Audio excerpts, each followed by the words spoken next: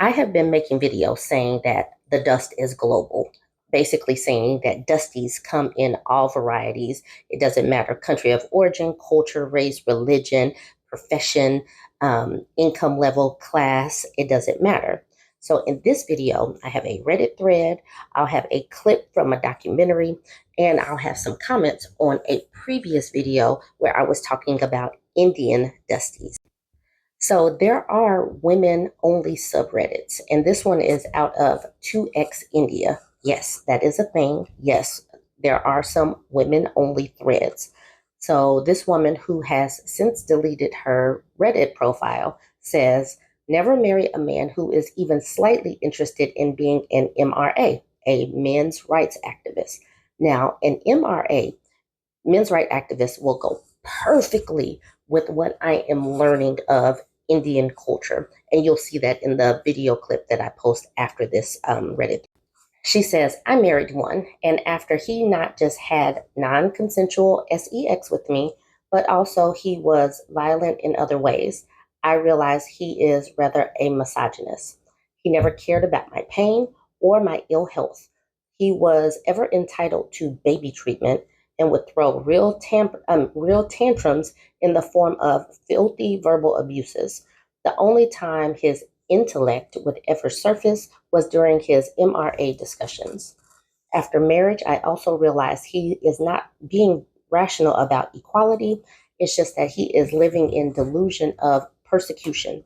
He loves being a victim to an extent that his perception of reality is warped. I was plain naive. Had I started a little earlier studying what I'm studying right now, I might have escaped this blunder. I just want to walk out of this marriage unscathed. His parents enable his behavior. I hate this idea of being a traditional wife now because even though I was working, I was also taking care of him and his parents before my own needs. I never had a say in any family decisions. ETA, thank you everyone for the support. I'm overwhelmed with the number of DMs I received. I'll read everything once I reach home from work.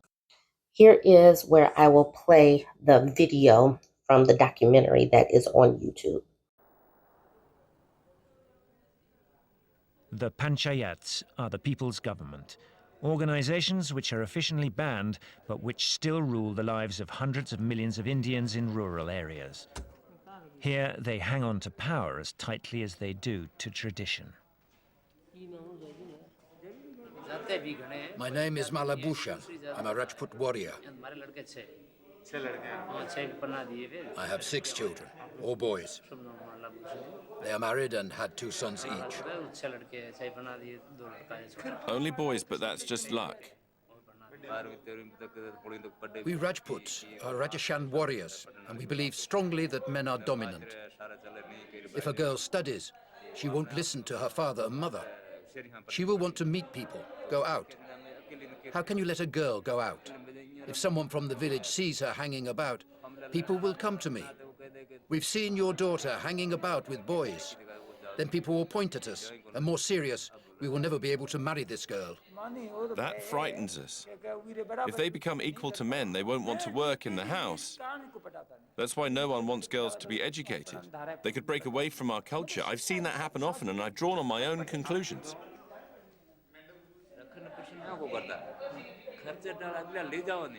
We don't keep our daughters because they cost a lot of money, especially when they get married. You need the equivalent of at least 15,000 euros for one daughter. So imagine if you had 3.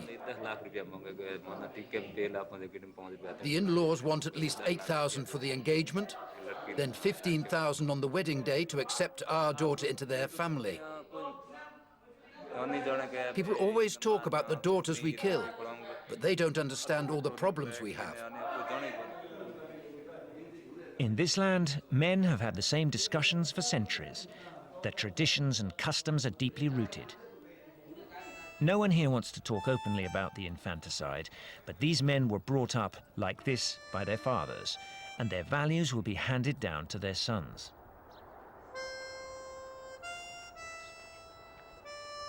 In 30 years, Gajendra has saved a few little girls, but she knows that the drama plays out in many houses out of sight. That documentary goes into detail about how female babies are unwanted and how they delete female babies in that culture. There is undoubtedly a cultural preference for sons. A cultural preference for sons and lingering widespread misogyny exacerbates the prevalence of female deletion in India, but these villagers are tipping the scales, so there are women that are coming through to try to stop this crazy practice. Despite the fact that determining the sex of the fetus before birth is illegal in India, sex selective abortions persist in the country due to a predominant cultural preference for sons. In many households in India, girls are viewed as a social and financial burden, as their parents are often expected to spend substantial sums on dowries for their weddings. So, for this reason, for sex selection deletion, there is a ridiculously wide swath of missing females. It's an estimate 46 million missing females at birth each year, which accounts for nearly half of global missing female births. How is this going to work with these? That's another reason for the crisis of lonely men because of these sex selection deletion. So we have talked about sex selection. We have talked about this whole culture of favoring the boys and obviously not favoring the girls. Then I come to this comment under one of my YouTube threads. She says, so I saw an Indian man on Instagram making food for his American Caucasian wife. And Indian women were just casually discussing how their men have never done this for them and would never do for for Indian women. And Indian men all out open declared, why would we do that for an Indian brown woman? And basically discussed that brown women are not the prize, but Caucasian women are, and that Indian women should be thankful that Indian men are marrying Indian women with dowry, of course, implying Caucasian women are the prize, but Indian women are a liability. It's good that Indian man was taking care of his wife, that he is legally wedded to, but this discussion just sparked a discussion that Indian men view other Indian women as a liability and Caucasian women as a prize.